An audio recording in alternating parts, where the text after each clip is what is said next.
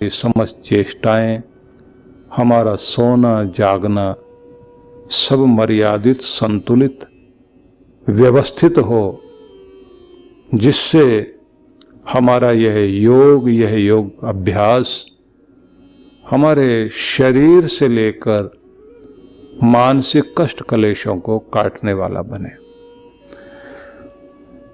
अपने शरीर के प्रति एक आदरणीय दृष्टि जरूर रखनी चाहिए। इसको जैसे कैसे भी दुरुपयोग करने की कोशिश नहीं करनी चाहिए। यह आपकी देवनगरी है, अष्टचक्र नवद्वारा देवानाम पूर अयोध्या। इसको अयोध्या नगरी कहा गया, अष्टचक्र और नवद्वार वाली अयोध्या नगरी। ये देवपुरी है, जिसमें समझ लीजिए कि 700 करोड़ के लगभग तो आपके शरीर में वो कोशिकाएं, सेल्स हैं जो आपके शरीर को व्यवस्थित करते हैं, एक हार्मनी के द्वारा चलाते हैं। और 350 करोड़ स्नायु तंत्र जो पूरे शरीर की व्यवस्था को या सारे शरीर को जाल की तरह से जकड़ कर संभालते हैं। और कितना बड़ा एक हेडक्वार्टर है मस्तिष्क में, जहाँ से पूरा शरीर नियंत्रित होता है।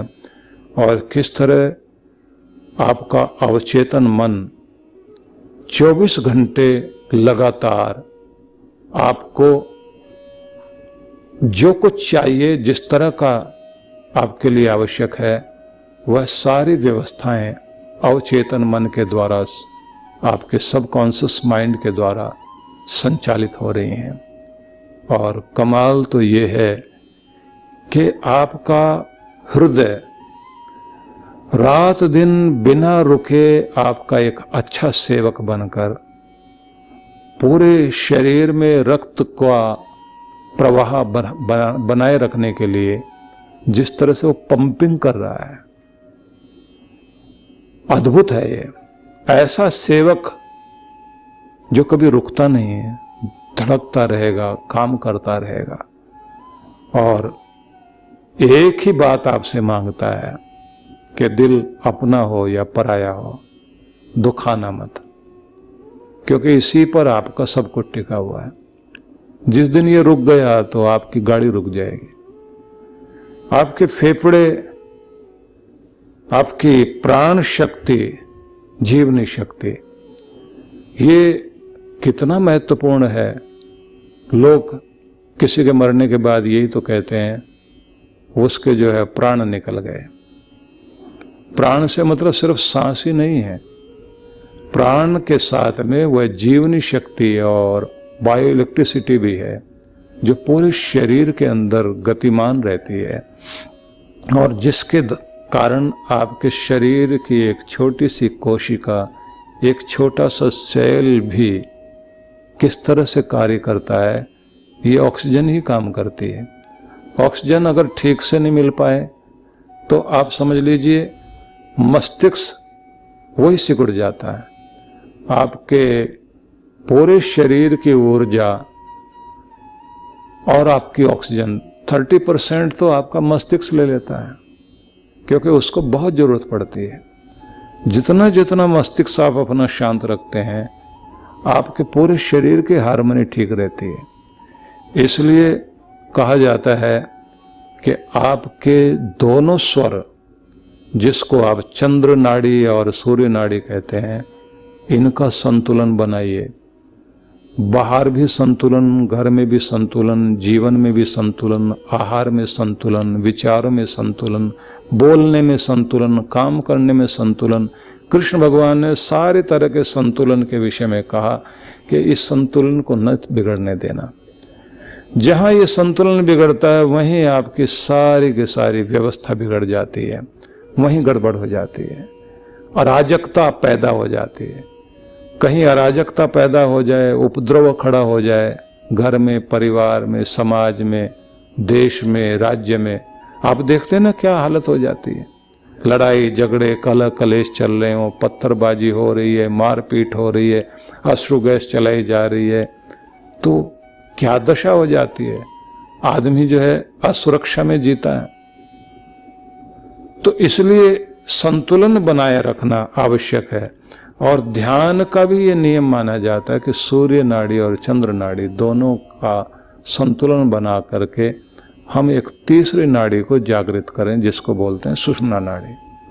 अब वो सुषुम्ना नाड़ी में भी 3 नाड़ियां और होती हैं, जिसका इस समय विचार करना या उसके संबंध में बोलना ठीक नहीं। इस दुनिया में जो कुछ भी चीज सांस लेती है, समझ लेना वो जीवित है। जब आपका सांस चल रहा है तो आपका जीवन चल रहा है। जब श्वास के साथ हम ब्रह्मांड से लयबद्ध होते हैं और ब्रह्मांडीय स्पंदन मतलब पूरे कॉस्मोस से लेकर के जो वाइब्रेशन चारों तरफ फैली हुई है, उसके साथ में हम पूरे कॉस्मोस की सारी पूरे ब्रह्मांड की जितनी भी फैली हुई ऊर्जा तरंगे हैं, उन सबको अपने अंदर खींच रहे होते हैं। और जितना जितना ये चीजें हमारे अंदर आ रही होती हैं, हमारी जीवनी शक्ति प्रबल हो रही होती है। लेकिन ये तभी काम करती है जब आप संतुलन में होते हैं। आप जब अशांत होते हैं तब आपको ये सारी चीजें लाभ नहीं दे पाती, मतलब आप उनको अपने अंदर ग्रहण ही नहीं कर पाते, आपका चुंबक काम नहीं कर पाता। अशांत व्यक्ति को ये सारी चीजें लाभ नहीं दे पाती, और अगर आएंगी भी तो उसकी अशांति को बढ़ा देंगे। शरीर के अंदर जब तक रोग नहीं निकाला जाए तो कोई भी टॉनिक दीजिए आप, वो टॉनिक भी रोग को ही बढ़ाने का काम करेगा। इसलिए रोग को भी रोकने का, निकालने का कार्य करना पड़ता है। साथ साथ में फिर व्यक्ति को शक्ति देने वाली चीजें भी दी जाती हैं। इसलिए जो प्रार्थनाएं की जाती हैं, हम इतनी तरह की प्रार्थनाएं करते हैं, उन सब प्रार्थनाओं में यही तो हम लोग कहते हैं, तच्चक्षुर्देवहितं पुरस्तात् शुक्रमुच्चरत् पश्येम शरदशतम् जीवेम शरदशतम्। उगते सूरज की रश्मियों के साथ हम अपना जीवन यात्रा प्रारंभ करते हुए और उगते सूर्य का दर्शन करते हुए 100 वर्षों तक जीवन जिए, हर प्रभात का हम स्वागत कर सकें। एक स्थान पर वेदों में भगवान का उपदेश है, जिसमें वो कहते हैं कि तुम्हें मैं 100 वर्ष की आयु देता हूं, और उस 100 वर्ष की आयु को तुम सूर्य के उगते हुए उषा वेला का लाभ लेते हुए और कर्मठ बनकर अपनी जिंदगी को जियो।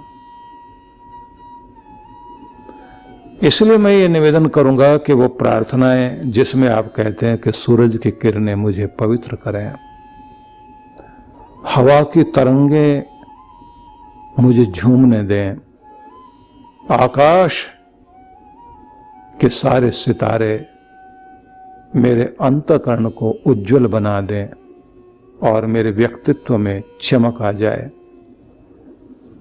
पूरी पृथ्वी का विस्तार मेरे अंदर धैर्य उत्पन्न करे, बहती हुई नदियों की जलधाराएं मेरे अंदर लयबद्धता को और गति को उत्पन्न कर दें, ऊंचे पर्वत स्थिरता प्रदान करें, मैं हर दिन अपने आप को और सबल बनाऊं, शक्तिशाली बनाऊं।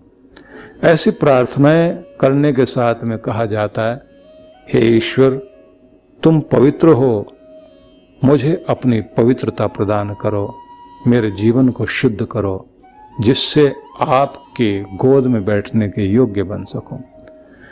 ये सब प्रार्थनाएं आपको शक्ति देती हैं, और इन प्रार्थनाओं को इसलिए व्यक्ति करता है कि उसका जीवन बेहतरीन हो सके। इसलिए भगवान श्री कृष्ण कहते हैं 18वां श्लोक 6ठे अध्याय का, यदा विनियतम चित्तमात्मन्ये ववतिष्ठते निष्प्रिय सर्वकामेभ्यो युक्त इति उच्यते तदा। जब योगी योगाभ्यास द्वारा अपने मानसिक कार्यकलापों को वश में कर लेता है और अध्यात्म में स्थिर हो जाता है, समस्त भौतिक इच्छाओं से रहित हो जाता है, तब उसे योग में स्थिर हुआ कहा जाता है, माना जाता है। निष्प्रिय सर्वकामेभ्यो युक्त इति उच्यते तदा। जब निष्प्रिय हो जाए, इच्छाओं को त्याग दे, मतलब सार ये हुआ कि इस प्रकार योग के अभ्यास से अत्यंत वश में किए हुए चित्त के द्वारा जिस काल में परमात्मा में बल प्रकार से योगी स्थित हो जाता है, अपने चित्त को लगा देता है, उस काल में संपूर्ण कामनाओं से, स्पृहा से रहित हुआ पुरुष योग युक्त हो गया है, ऐसा माना जाएगा।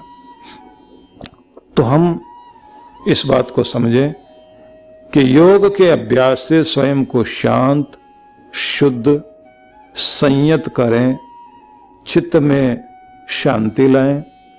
आनंद के उपाय योग के द्वारा ही मिलते हैं। इसलिए योगाभ्यासी व्यक्ति जीवन के सौंदर्य को खोजता है, वह सत्यम शिवम सुंदरम का उपासक बन जाता है। हमें भी ये हर दिन ध्यान रखना है कि सदैव अपने आप को अनुशासित करें, क्योंकि भगवान ये कह रहे हैं यदा विनियतम, जब विशेष रूप से अनुशासित। अवतिष्ठते का अर्थ होता है जब स्थित हो जाता है। निष्प्रिय शब्द का अर्थ है जो आकांक्षा रहित हो जाए। कामेभ्य का अर्थ हुआ जो भौतिक इंद्रिय तृप्ति से निष्प्रिय, आकांक्षा रहित हो जाए। तो सार में हम ये समझें कि जब कोई भी व्यक्ति योगाभ्यास करता हुआ अपने समस्त कार्यकलापों को अपने वश में करना सीख जाता है। अब ये इतने में रुक करके विचार करिए। रुक कर विचार करना है यहाँ कि जब आप स्वयं पर नियंत्रण लगाना, खुद को वश में करना सीख गए, तो अब आपका आहार भी संभलेगा। खुद को नियंत्रण करना सीख गए तो अब आपका आहार विहार भी ठीक होगा। जब आपके जीवन में अनुशासन आ गया तो आपके काम करने के तरीके भी बदलेंगे। आपके अनुशासन के सदते ही महत्वपूर्ण बात होगी, सोना जागना ठीक हो जाएगा। इस तरह से आपका योगाभ्यास आपकी जिंदगी में आपके दुखों को दूर करके सुखदायी बन जाएगा। लेकिन इसमें कृष्ण भगवान एक शब्द का प्रयोग करते हैं, निष्प्रिय सर्वकामेभ्यो। सब कामनाओं से निष्प्रिय होना बहुत आवश्यक है। किसी धुन में आदमी पागल होकर दौड़ रहा होता है क्योंकि उसके अंदर कोई एक कामना उसको दौड़ाती है। तुम्हारी वो कामनाएं नहीं चाहिए जो तुम्हें पागल बनाए। ये कामनाओं के परित्याग पर कृष्ण भगवान ने बहुत बल दिया। अब इसको थोड़ा समझने की आवश्यकता है। देखिए, बिना कामना के तो आदमी कहीं हिलेगा भी नहीं। आदमी को अलार्म नहीं जगाता, उसकी कामना और उसकी जिम्मेदारी जगाती है। यह हमेशा याद रखना चाहिए। कोई भी सवेरे जल्दी क्यों उठना चाहता है? सबको अच्छा लगता है लेटे रहना। कोई भी आदमी हिलता डुलता तभी है जब उसकी जिम्मेदारियां और उसका कोई सपना और उसका कोई प्रयोजन, उसकी कोई कामना होती है जो उसे दौड़ाती है। इसके बिना दुनिया में कोई दौड़ता ही नहीं। कृष्ण भगवान थोड़ा अलग ढंग से कह रहे हैं कि कोई आदमी कुछ भी नहीं चाहता, भगवान की पूजा भी, उससे प्यार भी इसलिए नहीं करता कि उसे कुछ चाहिए,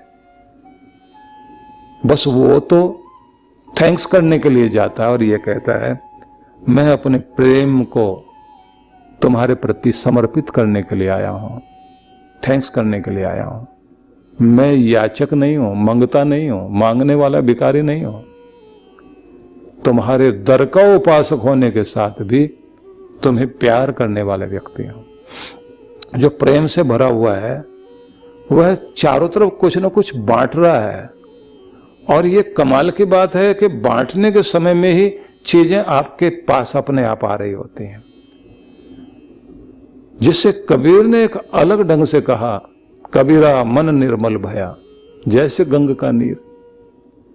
मन जो है गंगा के जल की तरह से निर्मल हो गया, पवित्र हो गया।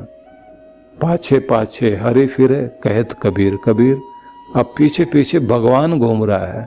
कबीर सुन तो सही, तुम्हें चाहिए क्या? कुछ और चीज चाहिए तो बता मुझे कि तुम उसके हो जाओ। कोई बच्चा अपने पिता का हृदय जीत कर और निष्काम भाव से उसे प्यार करने वाला और उसके काम करने वाला बन जाए। माता पिता बार बार पूछते हैं बेटा कुछ चाहिए, और एक वो जो मांग रहा होता है और माँ बाप उससे दूर भागते हैं कि ये कहीं कुछ मांग न ले। जिसको योग्य देखते हैं माता पिता उसे अपने घर की चाबी से लेकर दुकान की चाबियां संभाल देते हैं और कहते हैं बेटा अब तुम लायक हो गए, संभालो, तुम चलाओ आगे। तुम इतने लायक हो जाओ कि तुम मांगने वाले नहीं, तुम बांटने वाले, चलाने वाले बन जाओ।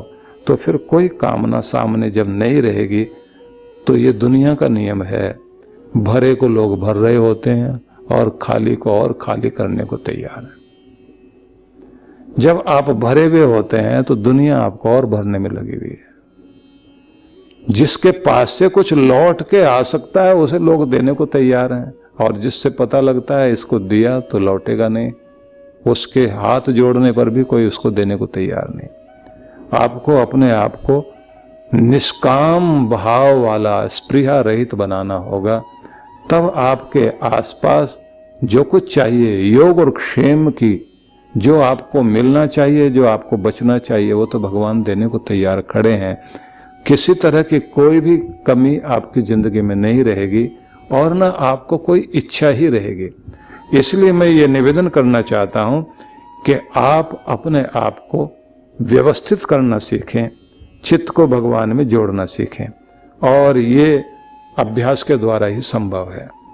जिन लोगों ने अपने ऊपर अभ्यास करते हुए अपने को साधा तो उन्होंने जगह चुनी साधना करने के लिए, स्थान चुने, अपने भोजन के ढंग ठीक किए अपना, क्योंकि भोजन पर बड़ा ध्यान देना पड़ता है।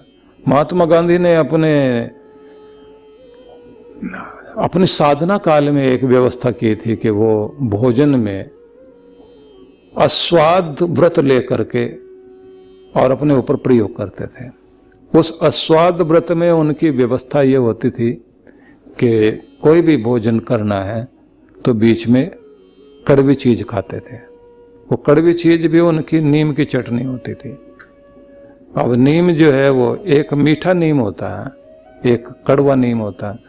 तो जो मीठा नीम होता है, जो बहुत कड़वा नहीं होता, लेकिन फिर भी कुछ तो नीम ही है, उसकी चटनी बनवाते थे और वो भोजन में साथ में रख देते थे कि जिससे जो है, जो भोजन का स्वाद है, भोजन के स्वाद को व्यवस्थित करने के लिए, व्यवस्थित से मतलब है कि उस स्वाद के याद को तोड़ने के लिए और कड़वाहट को बर्दाश्त करने के लिए अपने ऊपर प्रयोग करते थे। ज्यादातर लोगों की आदत होती है कि जो पसंद है वो बनाया जाए, इसलिए माँ को बहुत पता होता है किस बच्चे को क्या पसंद आता है। जब बच्चे या बेटी माँ से मिलने के लिए मायके में आती है, उस दिन सारी वही चीजें बनाई जाती हैं जिस बेटी को जो पसंद आता है। उसकी डाइनिंग टेबल पर वही सारी चीजें सजा दी जाएंगी। छोटी से छोटी चीज को सजा करके माँ रखती है कि मेरी बेटी को ये पसंद आता है, और बच्ची को ये लगता है कि अब तो मेरे भी बच्चे हो गए हैं, लेकिन कमाल है अभी तक मेरी माँ को मेरी सारी पसंद की चीजें पता है और वो सब बना करके बैठी हुई है। माँ जानती है कि इसको ये पसंद आता है। हर एक आदमी की पसंद की कुछ चीजें होती हैं, लेकिन मजा तो तब है जब आप नापसंद को भी अपनी पसंद वाली चीज बना दें।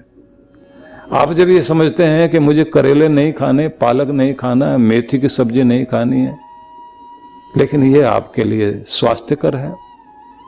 ऐसे जो सहजन की सब्जी होती है वो बड़ा लाभ देती है। अब इस समय जो है उसका पाउडर बना करके जो है कंपनियां बेच रही हैं, कैप्सूल बना दिए, टैबलेट बना दिए हैं। आप जो दूध पीते हैं लेकिन शुरू में जो गाय ब्याती है जिस समय, और उसका जो शुरू का दूध होता है जो गर्म करने से फट जाता है, वो आपके लिए बहुत लाभकारी होता है। उस समय ये कहा जाता है कि वो आपके शरीर के इम्यून सिस्टम को स्ट्रॉन्ग करने के लिए बड़ा आवश्यक है। लेकिन लोग स्वाद उसका नहीं मिलता, उसको खाने में बड़ी मुश्किल होती है लोगों को, क्योंकि वो तो खाना ही पड़ता है, दूध पीने वाली बात नहीं रह जाती। अब अमेरिकन कंपनियों ने उसके लिए पाउडर बना दिया है, वो टैबलेट और कैप्सूल के शेप में दिया जा रहा है, और बहुत अच्छे पैसे दे करके जो है लोग खरीद रहे हैं। लेकिन वो अपने घर में आधी कटोरी कम से कम उसे खा सकें उसकी कोशिश नहीं करेंगे। जैसे बच्चे को शुरू का जो है, अगर 6 महीने माँ का दूध मिल जाए तो वो बहुत लाभकारी होता है, उसकी पूरी जिंदगी के लिए इतना लाभकारी होता है, उससे तो बढ़कर कुछ होता ही नहीं है। लेकिन हम लोग उधर की तरफ नहीं जाते। जब हम अपने आप को व्यवस्थित कर लेते हैं तो उसका परिणाम ही कुछ और होता है। महात्मा गांधी जो है वो कड़वी चीज खाने के लिए बोलते थे तो खुद पर प्रयोग करते थे।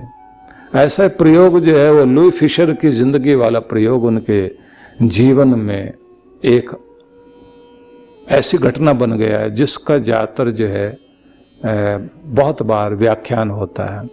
लुई फिशर यूरोप का एक बहुत अच्छा लेखक था जो महात्मा गांधी से मिलने के लिए उनके आश्रम में गया था, और उसने महात्मा गांधी से ये कहा था कि मैं आपसे मिलने के लिए आना चाहता हूँ। पत्र व्यवहार किया, और भारत के योग और यहाँ के योगियों के योगाभ्यास के विषय में भी मैं जानना चाहता हूँ, भारत की संस्कृति को समझना चाहता हूँ।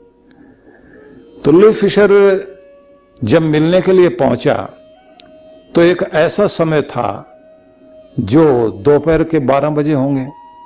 तो आश्रम को घूम घूम के देख रहा था तो एक जगह बोर्ड पर लिखा हुआ था कि महात्मा गांधी का अस्वाद व्रत का सप्ताह चल रहा है।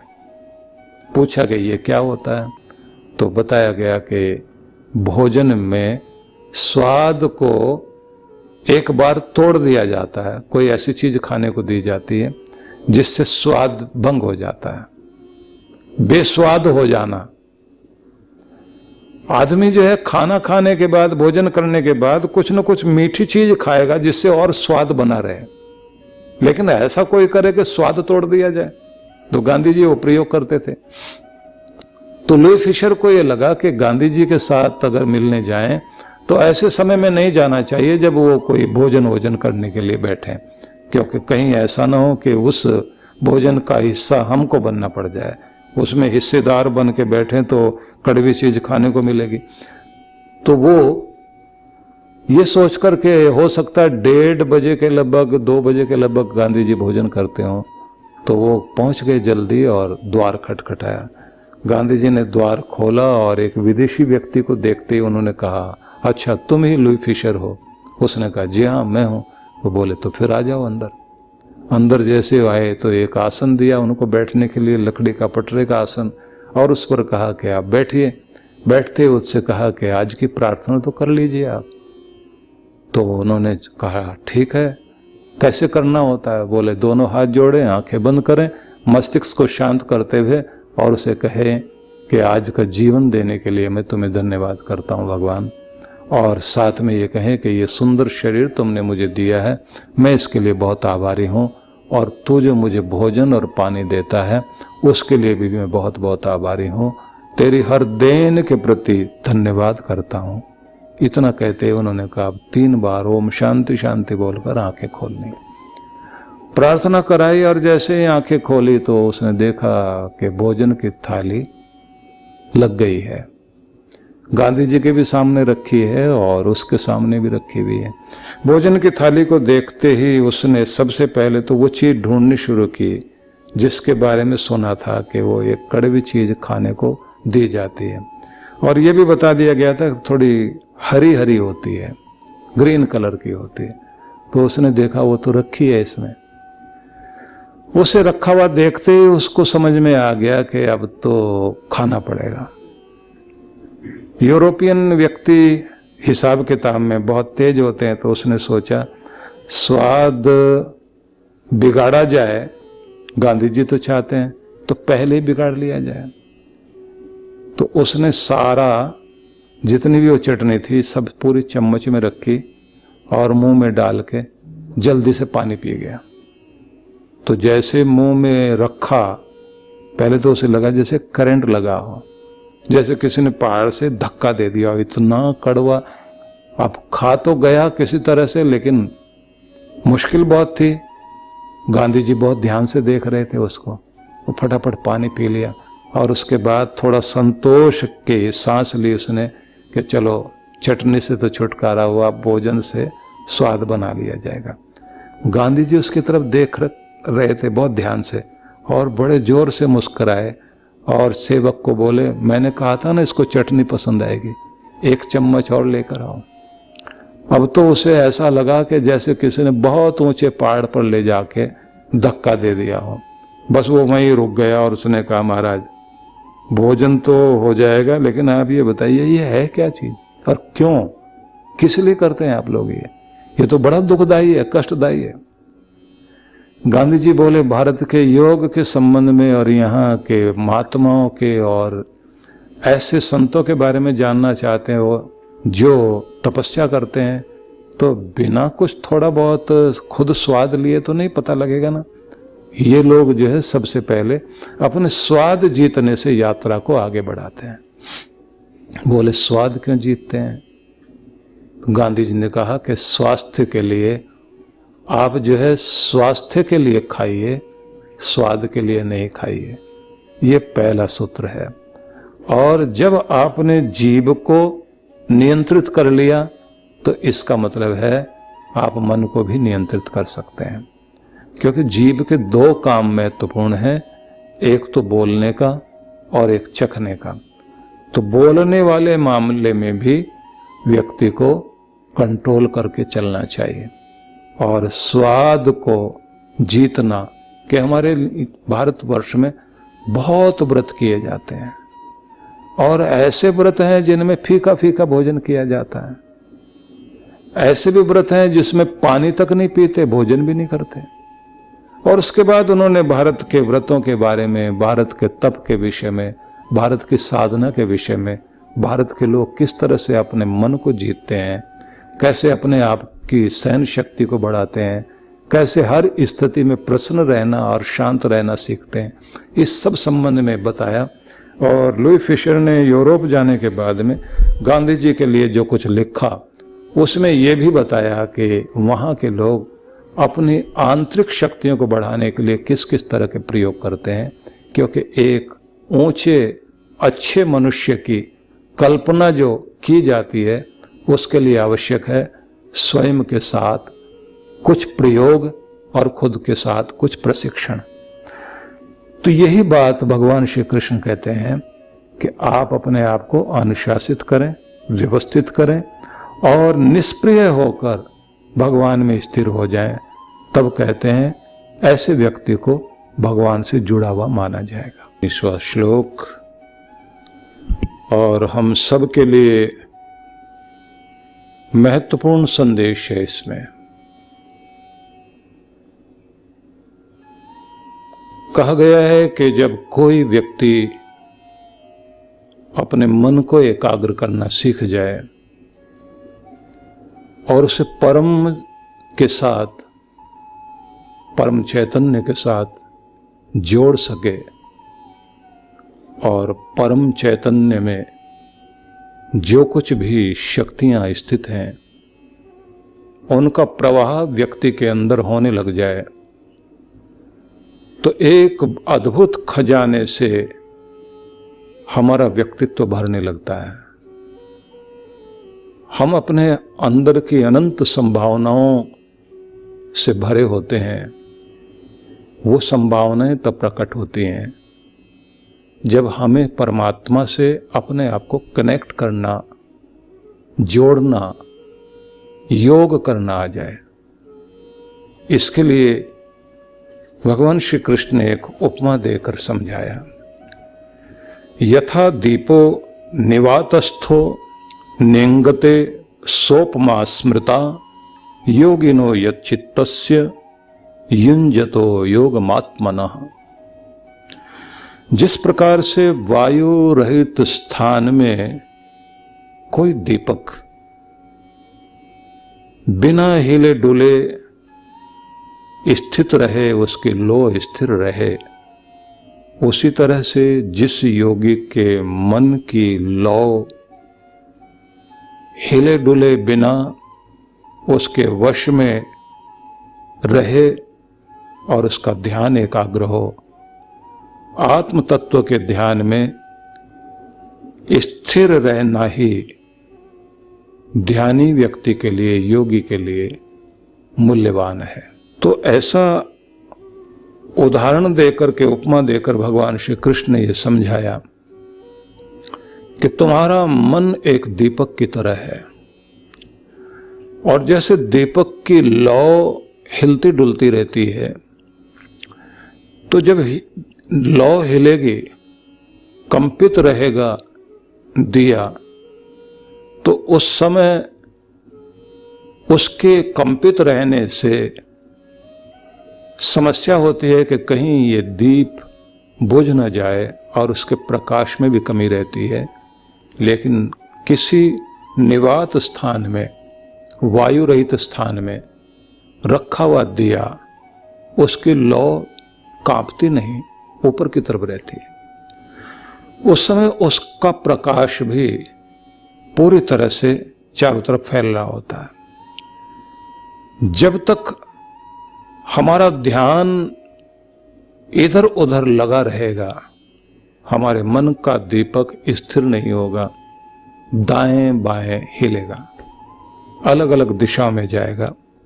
जब तक हमारी चेतना की लौ कंपित होती रहेगी, तब तक ये समझ लीजिए कि आप जो कुछ इस दुनिया में लक्ष्य पाना चाहते हैं, वह लक्ष्य प्राप्त नहीं कर पाएंगे। और ध्यान में तो ये आवश्यक ही है कि आपको अपनी लौ, अपनी चेतना की लौ, अपने मन की एकाग्रता, उसे तो बनाना ही पड़ेगा, लौ को स्थिर रखना पड़ेगा। दीप शिखा को, लैंप का जो फ्लेम है, उसे आप स्थिर रखें, वो कंपित ना हो। और ये याद रखें कि ये सारा संसार कंपनों का संसार है। मतलब इस संसार में स्पंदन है, वाइब्रेशन है। आपके अंदर भी बहुत तरह के वाइब्रेशन है। आपकी सारी ऊर्जाएं प्रकंपनों में ही बहती है। आप देखा जाए तो समस्त ऊर्जा को वेव में, लहरों में या स्पंदन में, वाइब्रेशन में आप उसको अनुभव करते हैं। हमारे अंदर भी हमारे मन की जो ऊर्जा है, वो दो तरह से हर समय हिलती डुलती है। जैसे लौ का अपना एक नियम है कि अगर हल्की सी भी हवा है तो वो दाएं बाएं हिलेगी। तो वो दाएं बाएं का मतलब क्या है? मन की लौ जो है वो दाएं बाएं जरूर हिलती है। दाएं बाएं से मतलब हुआ पास्ट और फ्यूचर।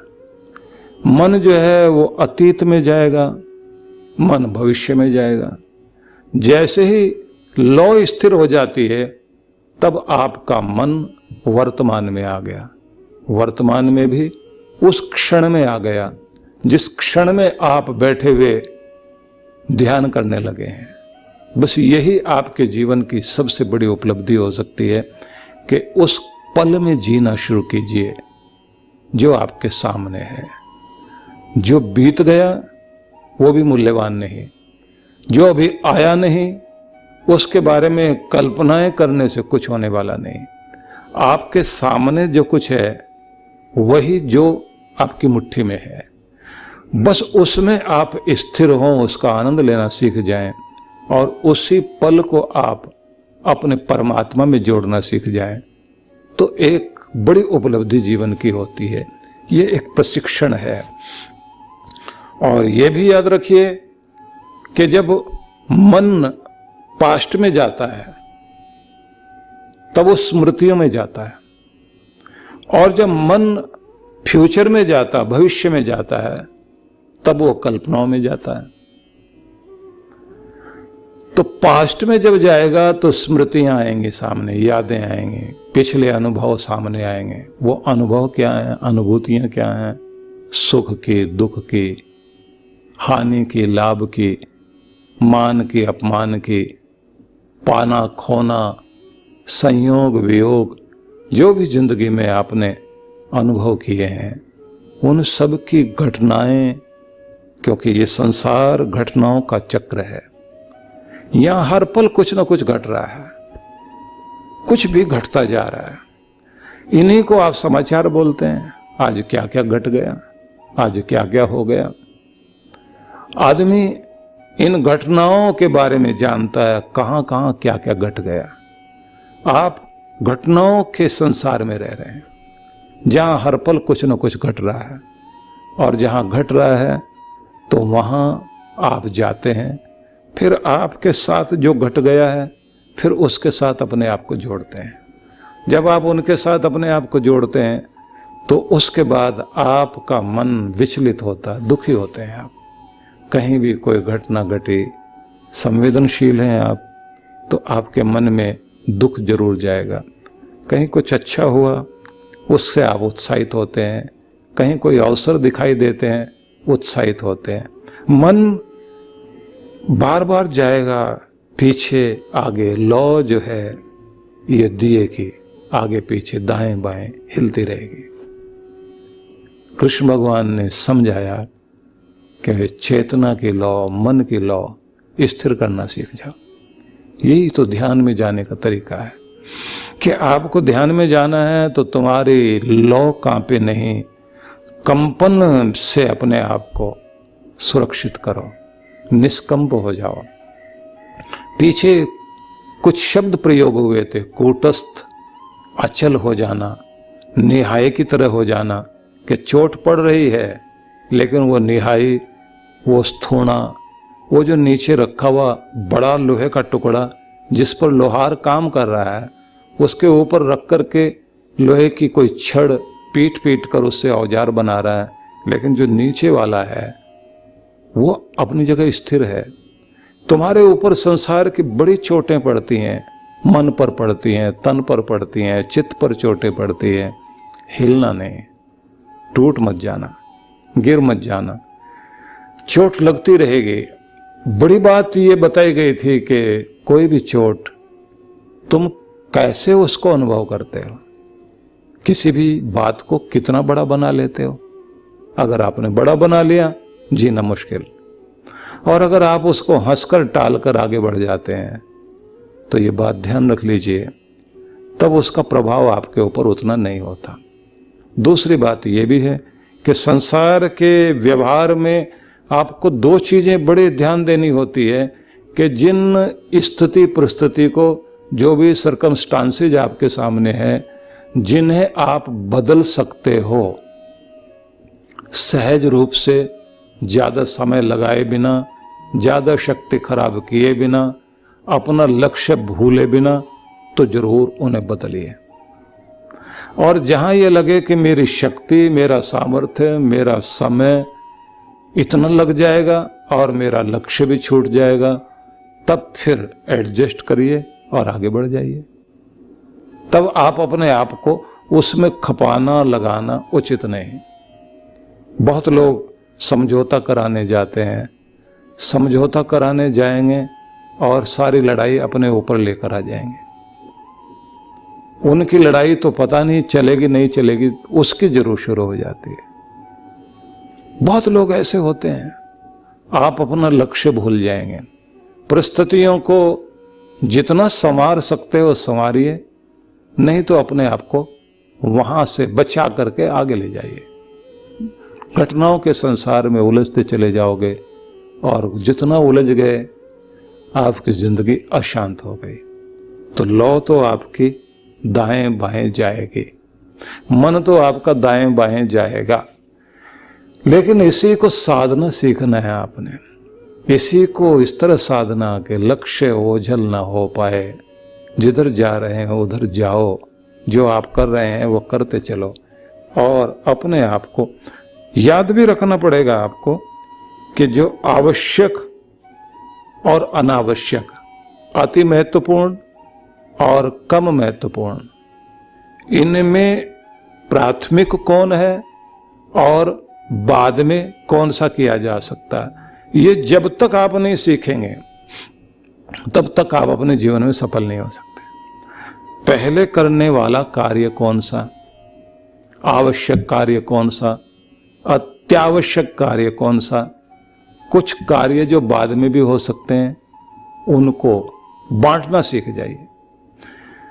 आपके लिए सेहत बड़ी महत्वपूर्ण चीज है, आपको उसके लिए समय निकालना चाहिए। लेकिन अचानक कोई समस्या आ जाए घर में, तब आप क्या करोगे? आप ये कहेंगे अत्यावश्यक है, आदमी की सेहत अच्छी होनी चाहिए, पहले सेहत बना लें।